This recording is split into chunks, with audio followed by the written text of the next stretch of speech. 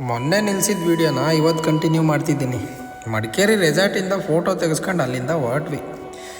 ಮೊನ್ನೆ ನನ್ನ ಫ್ರೆಂಡ್ಸ್ನ ಮನೆಗೆ ಊಟಕ್ಕೆ ಕರ್ಕೊಂಡು ಬಂದಾಗ ಅಕ್ಕ ನನ್ನ ಮಂಗಳೂರು ಕಡೆ ಫ್ರೆಂಡ್ಗೆ ಊಟ ಆದಮೇಲೆ ತಟ್ಟೆಲಿ ಕೈ ತೊಳ್ಕೊಳ್ಳಿ ಅಂತ ಹೇಳಿದ್ಲು.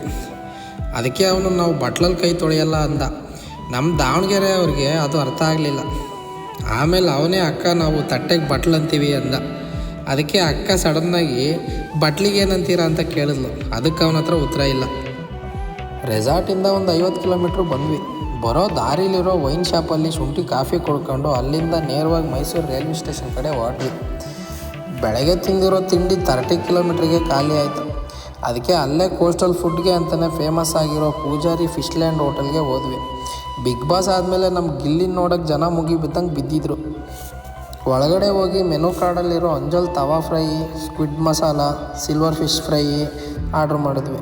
ಸಾಕಾಗಿಲ್ಲ ಅಂತ ಕ್ರ್ಯಾಬ್ ಫ್ರೈನೂ ಆರ್ಡ್ರ್ ಮಾಡಿದ್ವಿ.